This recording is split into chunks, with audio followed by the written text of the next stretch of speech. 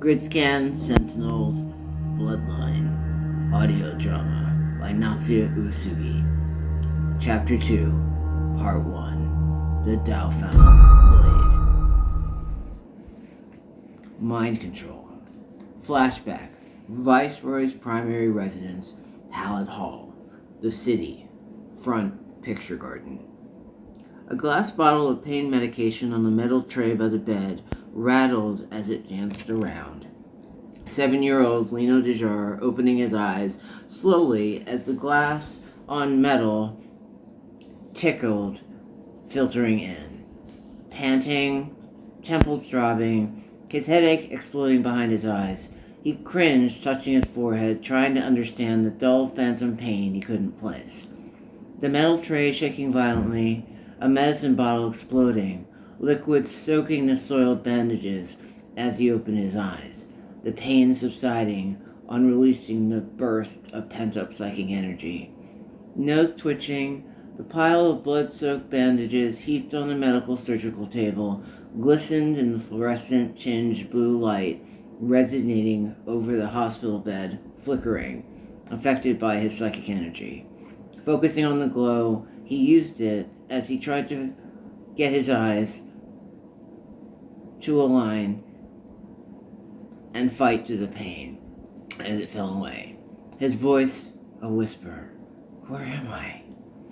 A female nurse hovered over him, blocking the light, as she rolled up his right sleeve, a face mask hiding her smile as she cleaned his skin, which was sensitive from all the needle sticks where they administered neurocene and experimental drugs, preparing him for his psi conditioning. Lino, it's time for your psi treatment. His head still fuzzy from the sedative, he turned to the moaning to his left, seeing his brother Ryuho in the next bed, hand on his temple, shaking, a bandage over his forehead. Eyelids fluttering, Lino glanced back at the nurse as she angled the syringe at his vein. Smiling, this may hurt a bit. Pain shooting through his temples, the memory of the cold, sterile lab with his uncle, the geneticist Dr. Ren, as he touched his forehead. The flashback fading, the symptom of the recent psi conditioning test, he blinked, looking around, realizing he was in the front garden of the Hallett Hall house, his family home, as the flashback faded away. What was that? He looked down, noticing the handheld in his hands, playing a newsfeed video. Lino Dejar was angry with his father, the viceroy always scolding, accusing him of being a sissy, a Nancy boy. Ego bruised, Lino stormed around the Hallett Hall grounds, ignoring his instructor Shannon, the captain of the Imperial Guard, who was there for his mandatory military drills. His mind calm once more, his shoulder-length black hair fell in his eyes as he flicked his bangs off his forehead, stomping the garden, watching the news feed as he ignored Shannon, who had been calling him to his psychic practice drills. Totally absorbed by the news about the hacker civil war raging between the elite government and the pack rat cyber-terrorist factions in the slum-level echelons, so far from his life in the utopian city, it was like another planet. He was captivated as a teenager by all the death and violence as he watched the newsfeed coverage of the zone police using lethal force in thought crime raids against psychics. The footage hit way too close to home now that he had embraced he was psychic also, since his power first manifested when he was a child. But still unable to totally control it and hiding it from all his friends at school, these military drills ordered by his father the viceroy were teaching him how to control his CODIS and get a handle on his emotions, which influenced his ability to manage his psychic sense. Gasping in shock at the footage as he saw the zone police gun down a teenage psychic boy about his age on the echelon streets, he closed his eyes, trying to block out the images as they wantonly murdered any psychic they ran into. He watched in horror as teenagers ran for cover, their parents gunned down, falling on top of young children to shield them from the hail of bullets. The newsfeed blasted a picture of the rebel leader Fave Callan, who Lino was beginning to grow fond of after seeing him nearly every day on government propaganda, who dubbed him a terrorist and criminal destroying society. Lino teared up, shaken as he watched the dire footage, unable to imagine the strife in the echelons from his privileged vantage in the pristine city. How could they? It's a slaughter. Shannon, impatient, waited at the top of the steps to the Hallett Hall house, watching Lino carefully pace the yard. Frustrated at his pupil's blatant disregard for his studies, he tapped his foot, fingering the red lacquered hilt of the sheathed sword at his hip, called the death scale. Only the Viceroy and the Emperor could grant a soldier to carry the blade, safeguard it from harm. Shannon had been entrusted specifically by Lino's father, Charles Dejard, the Viceroy of the Pacific Territories, the second most powerful person in command after the Emperor. The blade had been used to knight many Imperial Guard over the years and seen its share of bloodshed close up in battle when the Pacific Territories was new. Tapping the tip of the hilt with his index finger, patience waning, he snapped his fingers loud, signaling the debonair, gray-haired Dejard family butler, Bowery, wearing full-length black tails with white spats and white gloves, who had always been Lino's minder, to get him to do what he was told. Shannon gestured silently, which Bowery saw, nodding acknowledgement to the unspoken command by the Viceroy from his office. But the Viceroy noticed that Lino was growing stronger and wanted him to dedicate himself to his military drills, grow his psychic ability, which had only grown with him. But the Viceroy noticed Lino becoming frightened of his own power, his psychic sense increasing as he grew older. He watched his son become withdrawn, reclusive, pulling away from friends at his elite private day school. Even his teachers had noticed his change in behavior. The Viceroy hoped, taking his son out of school twice a week to participate in the outsourcing program for psychic military drills from Shannon, he hoped Lino would blossom with the training, learn discipline, gain confidence, as he learned to harness and control his psychic power. Yet, deep down, Shannon knew what looked harmless was indeed being driven by a Viceroy's deeper motive. There had been many secret meetings held behind closed doors with Mr. Stewart, the Psi faction, and the elite military higher-ups that confirmed that the Viceroy was manipulating his son Lino for his own political gain, irregardless of his son's well-being. The outsourcing program training required strict discipline. The psychic drills Lino had to endure, exacting and constant. It was Lino's mother, the first consort, Juliana, wife to the Viceroy, who had been worried recently, rebuking her husband for being too hard on Lino, seeing her child withdraw, worry, and at the training she was afraid of would push Lino over the edge and destroy his delicate, gentle soul. She had seen Lino snap at Bowery as he tried to control his emotions, exhausted from the daily drills.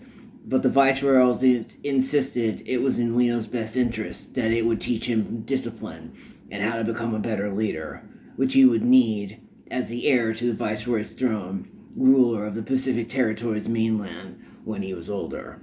But deep down, Juliana knew it was the Viceroy's lust for power. That's all this was. The Pacific Territories was an emperor run by royal houses. The Vina Pramley program was the means to preserve the four royal bloodlines, a sacred number crucial to ensuring the bloodlines were never compromised, each house checking the other with specific rules and doctrines dictated by the house system. The House of Ilion, the dynastic house of emperors, was the first house of the Pacific Territories. Those of House Ilion were destined to rule as emperors, only males in the line of succession, as they always had for generations. The divine emperor, granted by divine right, was considered blessed, a direct descendant of the holy god of wisdom, the great Lord Thoth, revered by the prophets. The gap in the House Ilion of only having daughters and no sons left the succession for the next emperor to the House Dejard, the second house, which had since the beginning ruled the seat of the Viceroy of the city of the Echelons in the zone in the Pacific Territories mainland. Charles Dejar was the current viceroy, and his wife, the first consort, Juliana. Charles held a position seen as even more powerful and even with more privilege than that of the emperor, which was only a ceremonial title.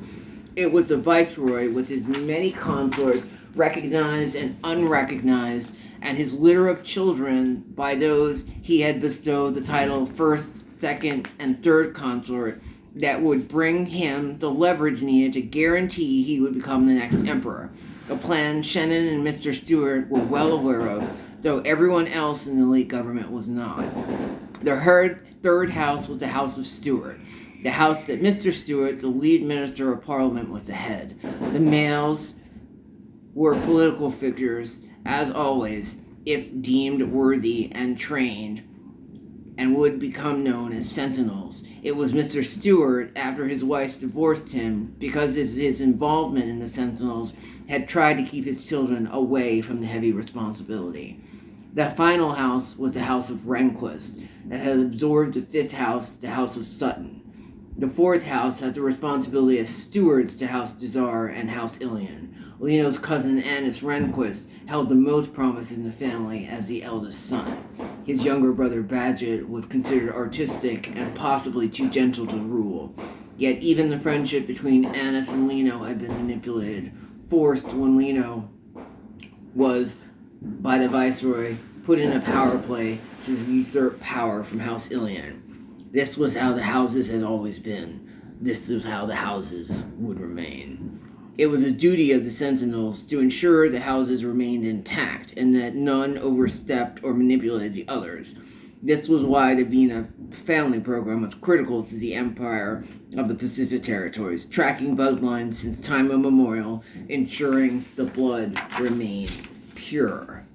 Yet it was a single act by a young Charles Dejar, as a newly crowned viceroy, laying with a woman of lowly blood, a woman not acknowledged to be a royal consort, unworthy. It was that coupling resulting in a child, that act that could not be forgiven, a violation of the sacred house system. The child born from that regrettable act, an aberration of a bloodline long groomed and maintained, shattered strict, once undeniable edicts.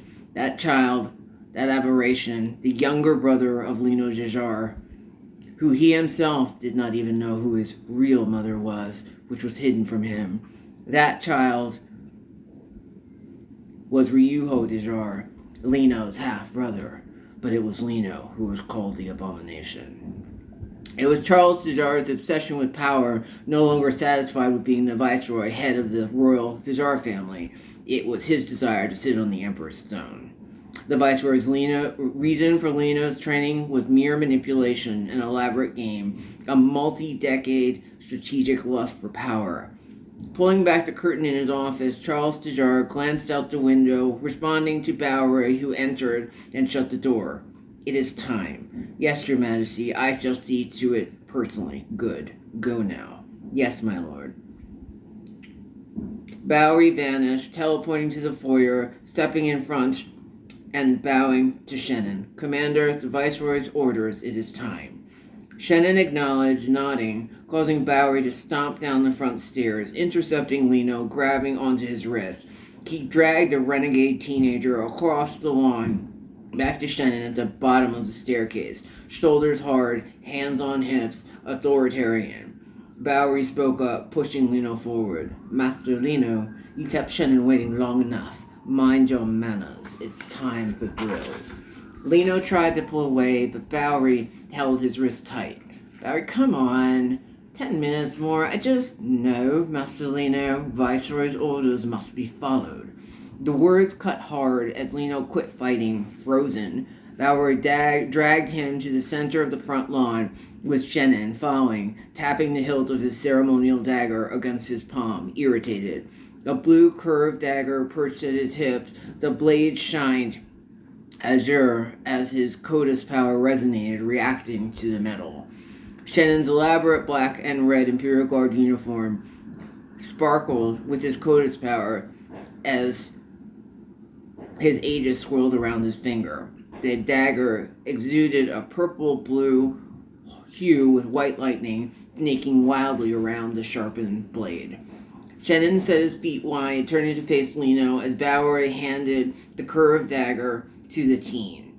The neon glow down the blade, reacting to Lino's Koda's power as he took the hilt, taking a few steps back, pacing, preparing his stance.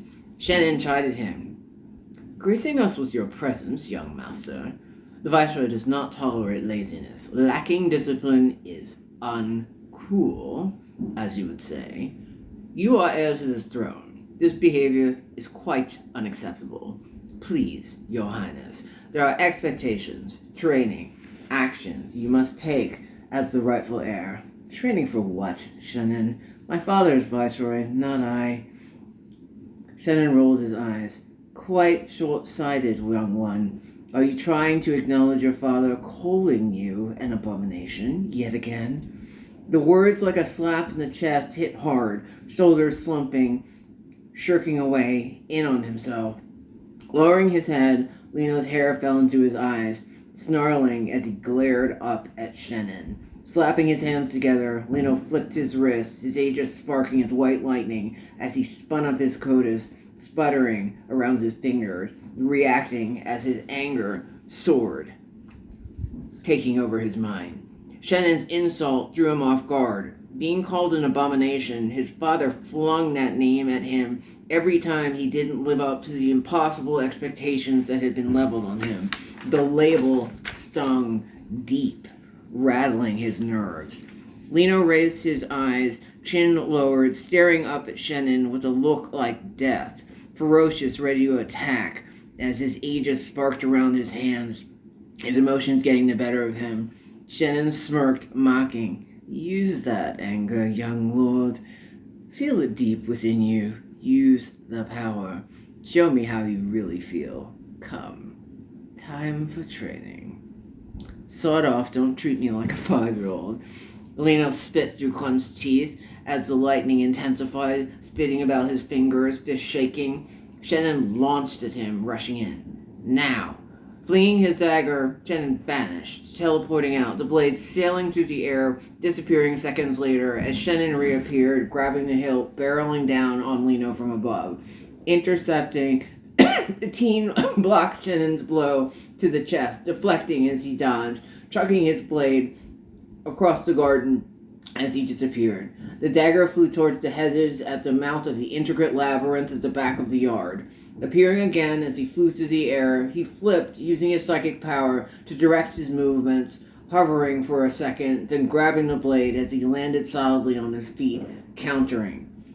As Lino settled, Shannon disappeared, causing Lino to scan the grounds, trying to anticipate the next move. Closing his eyes, using his sai to feel the air, trying to sense Shannon's next attack, he caught the scent of Shannon's cologne to the north of the yard, throwing his blade at the center fountain. The dagger vanished with him seconds later, only to reappear as he grabbed it, slashing down, aiming at Shannon's chest from above, who attacked Lino, slapping his blade, slamming him into the ground on his back. The blades locked as Lino pushed him down, Shannon blocking Lino's attacks, blades reverberating, psychic energy resonating, making the metal hum. A high-pitched scream pinged as Bowery watched the exercise. Pushing down with all his weight, smaller than Shannon, the teen Lino was determined to retain the upper hand, his teenage emotions racing with his hormones, driving him ferocious, a burst of energy from tapping into his psychic power, matching Shannon's adult strength. Swiping high, hitting the youth's shoulder, Lino jerked fast, dodging the hit. Twisting as he escaped the blow, Lino reacted fast, throwing the knife, vanishing as the blade flew, only to rematerialize as he caught the hilt on the other side of the garden, landing, feet sliding backwards on his heels, breathing hard as he braced for Shannon's next move. Satisfied with Lino's endurance, Shannon chucked his blade in the air, catching it deftly by the hilt, smiling. "Good job, my boy. You're catching on. You're learning much these past days. The drills seem to be working. The Dejar bloodline is strong in you. You move like your father when I trained him years ago, when he was crowned viceroy." As a young adult, never forget who you are, Prince. Lino stood up, coming out of his stance, catching his breath, sensing the drill was over. His aegis sparking, unstable, swirling about his hands, unable to calm down as Shannon seized his dagger at his hip. Curious